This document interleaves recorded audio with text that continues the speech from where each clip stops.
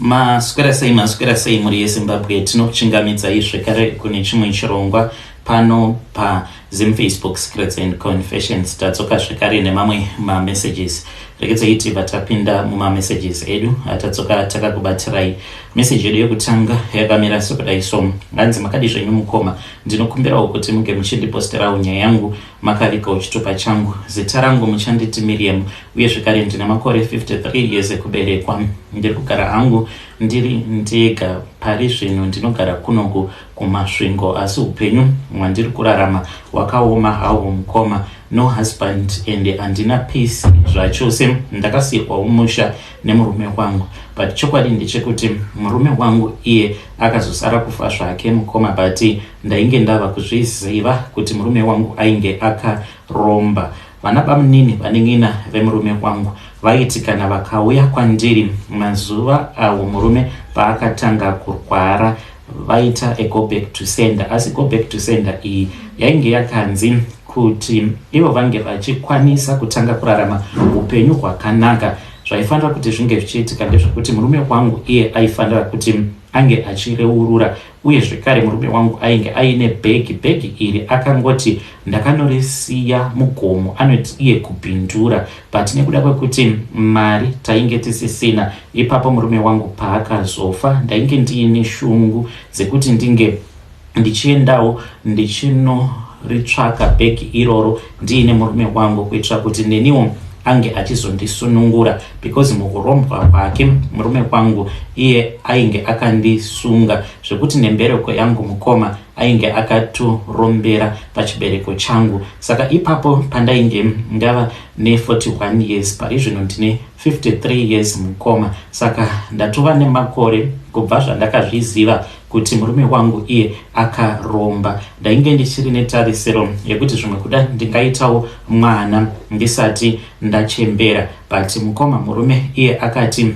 ainge ava kusanyatsokuziva kuti vakanosiya bhegi iri mugomo ripi racho kupindura apa sevanhu vainge vasina mari. Ndakaona kuti apa tichifamba nemabhazi hazvizoite kuti tingoti tiri kuenda kupindura isu tisingazivi kuti gomo racho nderipi. Zvimwe kuda dai tainge tichiri nemotikari, pamwe ndaiti zvimwe kuda taikwanisa kuenda kuya tombonotsvaka tonoona kuti tingariwana here, because iye murume wangu ainge achiti bhegi iri vakanorisiya muninga mune rimwe gomo ririko kupindura ipapo paakaromba. Asi murume wangu iye kana kuri kunzi anotaura chokwadi anoti iye akaromba asati andiroora, then azondiroora paya ndopaakabva achizodzokerako kupindura kun'anga yake yekupindura kwava kubva achizonozadzikisa dzimwe mhiko idzo dzaainge achiti painge paine dzimwe mhiko dzaainge akanzi aifanira kuti ange achizodzoka achizadzikisa mhiko idzodzo. Ndopaakabva achizonorombera pachibereko changu ipapo. So ininiwo mukoma mushure mekunge ndaudzwa zvinhu zvose izvi, handizivi kuti ndainge ndakaputirwa here nemweya werudo kana kuti mweya wemadhimoni. Zvikwambo zvake zvimwe kuda zvainge zvakandiputira, because ndaiti kana hama dzemurume dzikauya kwandiri dzichindibvunza kuti zvino amai guru, ndimi munhu mukuru watinototarisira kubva kwaari, toita sei? Taurai namukoma tinge tichifamba navo, nekuti kwose kwatiri kufamba tiri kudzwa kuti ivo mukoma vakabata, ende mukubata kwavo kwavakaita vari kutishandisa, nekuti hama dzemurume wangu dzainge dzichitambudzika zvekuti izvezvi mukoma hakuna kana anoda kufamba neni. Vanhu vanotofara vachindoona ndichitambudzika kudai, nekuti mazuva awo zvinhu pazvainge zvichiri zvakatinakira nemurume wangu mukoma, taiti kana munhu akauya achiti iye ari kuda kuti tinge tichimbofamba ndaituka vanhu, ende hama dzemurume wangu ndainge ndakadzivenga. Zvainge zviri izvo zvandainge ndakadzidziswa nemurume kuti hama dzangu dzinongoda mari kubva kwandiri. Saka ndaiti kana hama dzemurume dzikauya kwandiri ndaivatsamwira kuvagumbukira ndisingadi kana kuvaona pamba pangu, asi ndainge ndisingazivi kuti kumagumo kwazvo mukoma ndini ndainge ndichazotambura munhu afa aenda nezvinhu zvake. Saka vaiti vakauya ndaivarambira, ndobva ndati mukoma wenyu vari kungorwara, izvo vainge vachitorwariswa ne go back to sender iyo yavainge vakaitirwa nehama dzavo but ndairamba ndichiti kana vari kungorwara zvavo because vakazofa vava kurwara nechirwere chesugar diabetes. Pandakasangana nemurume wangu ndainge ndiine makore 21 years ekuberekwa.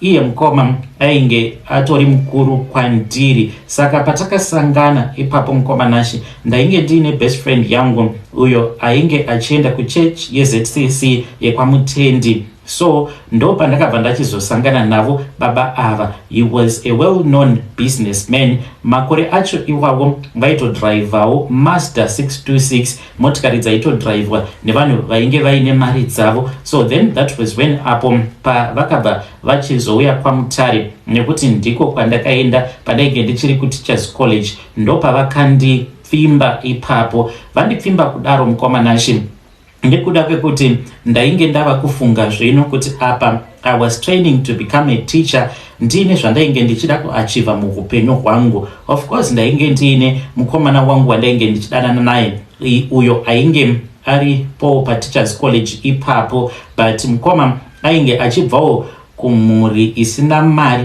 Tose tiri vaviri tainge tiri varombo, tichitotarisirawo kutoti kana tikakwanisa kugraduate tikatanga kushanda sematicha ndo patichatosimudzirawo hama dzedu, but wainge ungori urombo hwega hwega. Ndaiti kana ndikatanga kufunga matambudzikiro awo ainge achiita vabereki vangu, because ini ndinobva kuBhikita ndo kumusha. Vabereki vangu mukoma vaishingirira asi vachitambudzika vachirarama nemarikicho kuti ndinge ndichikwanisa kuwanawo zvishoma izvozvo zvavanenge vawana. Asi mukoma nguva zhinji ndaiti kana iri nguva yangu yekuti ndinenge ndiri kumazuva angu ndaingotora matisheti kana kuti masketi angu ekudhara ndotomashandisa semapedi, nekuti ndainge ndisina kana munhu aikwanisa kunditengera. Kana ari semukomana wangu, iye aitotarisirawo kuti izvo zvandinenge ndatumidzirwa nevabereki vangu, iyewo anenge achitarisira kuti kana kuri kunzi vabereki vangu vanenge vanditumidzira chikafu, patinoenda tichinotora chikafu chiya then ndobva ndamupawo chikafu. Atori nedzimwe nguva dzekuti aitoda kutoti tinge tichigara tose tichichaisana mapoto, but ndakazviramba. Mukoma nashi, by the time that I finished college, ini mukoma ndainge ndatosarudza hangu kuti zviri nani kuti ndinge ndichidanana nashuga daddy vangu uyu akazova murume wangu. Murume uyu ainge aine mhuri yake, ndikabva ndachizova the secret second wife. Mukoma akatanga kundidzidzisa zvekushandisa mishonga. One day takangoti takarara, ainge ava kundirojera muHarare, saka pamba pandainge ndichigara painge pasina magetsi. Akabva ati, saka uri kutofara here izvozvi? Ndikati kufara nei? Akabva anditi, hona kuti maugere makaita sei, taraone kuti paunogara hapana kana magetsi, haudi here kuti unge uchizova vahosi? Mukoma ndo zvandainge ndichida. Ndikabva ndati zvino ndikazvifambisa sei? Handiti iwewe ndakakuwana uine mhuri yako here nechekare? Izvo munhu ainge agara achida kuuraya mudzimai wake, but mudzimai wake uyu ainge aine zodzo rainge riri paari nekusaziva. Mukoma nashi, ndakabatiswa tsono. Akauya aine chimwe chimudhori ichi mukoma chainge chakanyorwa zita rekuti Molly. Molly ndiro rainge riri zita remudzimai wake wekutanga, saka rainge rakanyorwa kunzi Molly pachesti apa. Ndokubva andipa tsono iya, akabva anditi ndinge ndichibaya chidhori chiya netsono iya. Ndakabva ndachizoita saizvozvo. Mukoma nashi, ndakashamisika. Chidhori chiya ndikachirasa kwakadaro nekuda kwekuti chainge chava kutanga kubuda ropa apo pandakachibaya. Ndainge ndisina kutoziva kutoti kubaya kwandakaita chimudhori ichi Molly ndainge ndatobaya munhu, ende amai guru mudzimai wemurume uyu akabva achizoshaika ende akandimanikidza kuti ndinge ndichienda kurufu rwavo. Mufunge zvenyu mukoma, apa ndainge ndiri small house, ndava kuenda kurufu rwemukadzi uyo wandainge ndauraya uye zvikari wandainge ndakatorera murume wake. Tiripo parufu ipapo rwaamai guru ndaingozvishingisa hangu, but ndainge ndichitozviziva kuti ndini ndainge ndauraya. But ndo pandakatanga kuziva kuti zvechokwadi kunzoko kune vanhu vanoshandisa mishonga, because akabva achizondipa kamwe kamhodzi, handizivi kuti yainge iri mhodzi yei, iyo yaakanditi ndinge ndichiisa pasi perurimi rwangu, naiyewo akaisa mhodzi iya pasi perurimi rwake, apo mutumbi waamai guru pawakasvika uchibva kumuchwari. Mukomanashi vanhu vakati vachinoita body viewing, pane vamwe avo vakaona mutumbi waamai guru hanzi vainge vakazvimba kumeso, saka pane chivanhu chakazoitwa ipapo. Mushure mekunge chivanhu ichi chaitwa, akazonditora tikabva tachizoenda kune imwe n'anga, but makaremo muHarare. Tasvika kuya mukoma, ndipo apo pandakagezeswa neimwe mvura mudare imomo, murume wangu aripo, n'anga iyo yainge iri yechirume yainge irimo zvekare nevamwe avo vainge varimo mudare imomo. Ndikanzi ndinge ndichigeza kubvisa mhepo yemufi yaikwanisa kuzotanga kunditeverera. Saka takazotanga kugara zvainge zviri official, ndikatoroorwa ndokubva ndachizochata. So ndakafara mukomanashi apo pandakazofind out kuti ndainge ndava nepamuviri. Ipapo mainge mava mugore ra1995 pandakafind out kuti ndainge ndava nepamuviri. Akabva achizonditora ndokubva achizoenda neni kune imwe n'anga. Taenda kuya kun'anga kuya, mukoma ndine mvura yandakapiwa, asi mvura iyi yainge ichivava zvisingaite, yaita sekunge yainge iine madota, nekuda kwekuti ndainge ndichida murume wangu, plus hapana chandainge ndichimboziva ipapo kuti ainge ari munhu ainge akaromba. Iniwo ndakangotora ndokubva ndatanga kunwa mvura iya. I was heavily pregnant ipapo. Takazoti tadzokera kumba, mufunge zvenyu mukoma, ndipo apo pandakatanga kubleeda, ikatova miscarriage. Iyoyo ndiyo yainge iri miscarriage yekutanga. Kubva ipapo mukoma ndakazotakura nhumbu dzinokwana kuita idzo 5. Mukoma chaindirwadza uye zvekare chinondirwadza inhau yekuti panhumbu dzose idzi ndaitakura nhumbu dzangu for 9 good months. Mufunge zvenyu mukomanashi, ndaitoenda kuleba sezvinoita vamwe vanhukadzi, asi ndaidzoka kumba ndingori nemabhegi, mwana ndasiyako kuchipatara. Nhumbu yekutanga mukomanashi iyo yandakatakura for 9 months ainge ari mwana musikana, akabuda ari mwana musikana, but ainge atofa nechekare. Ipapo amai vangu vane hope dzavakandirotera, saka chakakonzeresa kuti ndige ndichizotora nguva ndisati ndada kuzvibhilivha kuti murume wangu ainge akaromba, even though hama dzake dzaigara dzichingozvitaura kuti murume wangu iye ainge akaromba. Ipapo amai vangu vakarota hope. Pane vamwe gogo vekumaraini ekwedu vainge vakativenga, saka pavakanzwa zvichinzi ndainge ndaroorwawo nemurume ane mari, zvinonzi vainge vava kufamba vachiita sekunge vari kupenga, vachingoudza uyo anenge achida kuteerera kuti ndainge ndichazofa ndisina mwana. Mukomanashi vakashandiswa mbuya ivavo nemurume wangu, ivo ndivo vaitungamidzwa kumberi vachiita sekunge ndivo vainge vari muroi wangu, kudzamara ndichizoenda kun'anga nemurume ndikanovaurayisa kun'anga. N'anga iyi yainge iri yechirudzi yekuMalawi. So ipapo pandakaenda kuleba mukomanashi ndikazvara mwana musikana ainge akafa. Murume wangu mukoma akati patakatora mutumbi wemwana tichinoviga mwana uyu ainge aine hangaiwa iyo yaainge ainayo, akaiisa mukofini remwana. Tikaviga mwana wedu zvikanzi yainge iri go back to sender. Ameno kuti zvakaitirwei mukoma. Mwana wangu wenumber 2 ainge ari mwana mukomana. Ngoma ndakaenda zvekare kuchipatara, but ipapo ndakaendeswa kwa private. Ndakarota dehenya regudo zuva iro randakazozvara mwana uyu, asi mwana uyu akabuda akafa. Ndakarota dehenya iri regudo rainge riri pambedha wangu, ende murume wangu ainge akararapo pambedha ipapo. Then ndikabva ndachizoona ruoko rwakabuda mumadziro. Ruoko urwu rwakati rwabuda mumadziro mukomanashi, ndipo pandakaona kuti ruoko urwu rwakatanga kusvina ropa, uchisvinira ropa padehenya iroro kuzonosvika bedroom yose yazara neropa. Pamimba yenumber 3 mukoma yakandirwadza because ndainge ndiine vana matwinzi, but vana ava mukoma vakafa vose vari vaviri. Ipapo zvekare ndaingogara ndichingorota hope ndichitorwa nevamwe vakadzi, asi chaindinetsa ndechekuti vakadzi ava vaiuya kuzonditora vainge vakanaka kwazvo, but vachitaura Chindevele vaiuya kwandiri vobva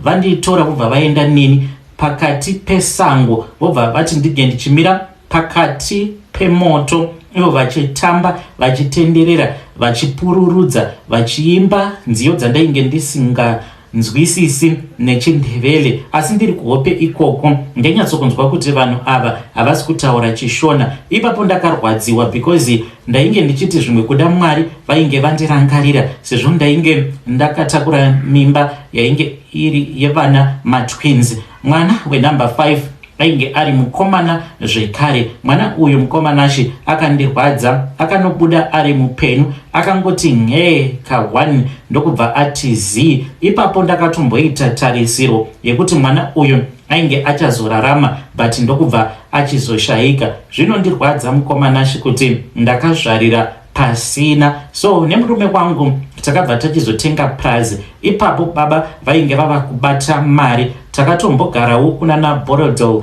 makore acho iwawo, ndokubva tachizobva muHarare tikazouya muno mumasvingo. Takavaka imwe imba mukomanashi ndisingadi hangu kutaura kuti iri nechekupi mumasvingo. Imba iyoyo mukoma ndo yainge iri imba yainge yakatonaka makore acho iwawo, vanhu vachitozviziva kuti ndisu tainge tiine mari mumasvingo yakawandisa. Asi mukomanashi upfumi uhu hwakazosvika pakuparara mushure mekunge murume wangu iye atadza kutevedzera mhiko dzake idzo dzaakaramba kundiudza kuzonosvika achizonopinda muguva. Saka hama dzake dzakazotanga kumuitira mago back to sender, akabayiwa nezvinhu zvake. Zvakatouya zuva racho iroro pazvakauya kuzomubaya, akatondiudza kuti mudzimai wangu hondo dziya dzazondikurira manje, ndokubva atanga kurwara. Kuvanhu taingoti murume iye ari kurwara nekuda kwesugar diabetes, but nhau yainge iripo ndeyekuti murume wangu ainge akabayiwa nezvinhu zvake. Ndopaakabva achizotanga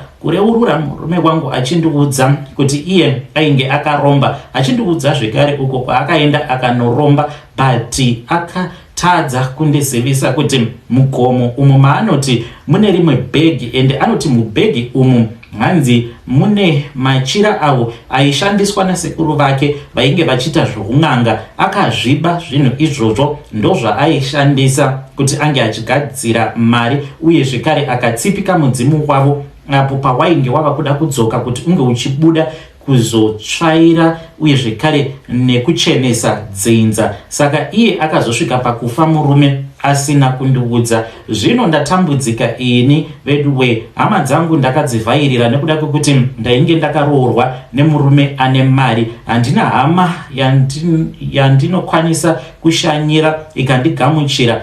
Wesi ndatova murombo kudai. Hama dzemurume ndaidzishayinira zvekare nekuda kwekuti ndainge ndakaroorwa nehama yavo uyo ainge ari mupfumi, ndichidzinga vanhu pamba pangu. Asi iko zvino ndava kutambudzika, ndinongotenderera ndiri mumaruzevha. Saka pandawana namba dzenyu ndafara ndikati kana ndikaunza nyaya yangu munokwanisa kundibatsira. Ini paYouTube andipo, ndokusaka ndaita zvekukunyorerai neWhatsApp. Kana muine mafone numbers eng'anga dzamunoziva dzine mukurumbira dzisingabhadharisi mari yakawanda, ndiudzeiwo.